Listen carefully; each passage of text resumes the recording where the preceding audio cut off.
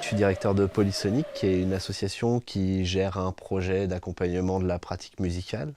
Et du coup, pour ce faire, on gère un équipement dédié à la répétition, à l'enregistrement et la pré-production de manière générale dans les musiques actuelles.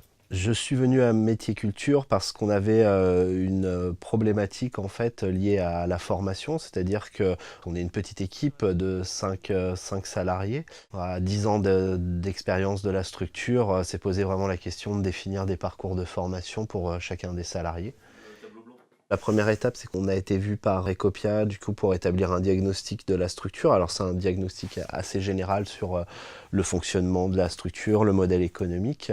Ça nous a permis de reformuler justement quel était le projet de la structure, quel était notre fonctionnement et quelles étaient les problématiques en termes de ressources humaines qu'on rencontrait. On nous a préconisé en fait de faire un DLA. Alors un DLA, c'est un dispositif local d'accompagnement. C'est une sorte d'audit en fait pour des structures sur du développement de projets associatifs. On a eu une semaine d'intervention qui a été dispatchée sur plusieurs mois, histoire de réinterroger justement notre fonctionnement, notre modèle économique et les perspectives de développement qu'on pouvait mettre en place. Donc voilà, ça a porté pas mal ses fruits, et puis de là a découlé vraiment le fait de prendre à bras le corps le sujet de la formation dans la structure. On s'était focalisé sur deux personnes qui avaient des besoins de formation plus prononcés. On a commencé à étudier ça, à revoir un peu justement tous les entretiens d'évaluation, les entretiens professionnels, et du coup là, la formalisation d'un plan de formation pour l'ensemble de la structure, et surtout faire prendre conscience aux salariés que leur parcours professionnel n'était pas forcément lié qu'à la structure Polysonic, mais que c'était un parcours individuel qui se faisait tout au long de leur carrière professionnelle. Derrière, on a eu aussi, moi j'ai eu plusieurs modules de formation sur le management et aussi sur la gestion financière et sur l'élaboration d'une comptabilité analytique. Les résultats, en fait, ça a été déjà qu'on a revu toute notre organisation. On a fait une espèce de grand coup de balai sur notre organigramme qui n'existait pas vraiment.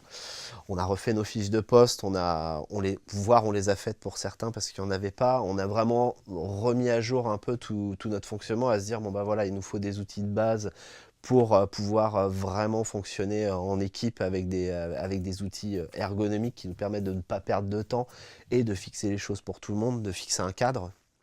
Une fois qu'on a digéré un peu tout cet accompagnement, qui a duré quand même finalement pas loin de 6 mois, tout compris avec les formations, le DLA, ce qui nous est apparu comme quelque chose de douloureux et de chronophage aussi, il faut bien se l'avouer, finalement était un gain de temps pour la suite. Et c'est vrai que là, on en voit déjà sur le fonctionnement là, à la rentrée que les choses sont plus limpides, les fonctionnements sont plus limpides. On a trouvé vraiment des outils alors qu'ils sont encore à améliorer, qui sont encore à peaufiner, mais on a une base d'outils qui nous permet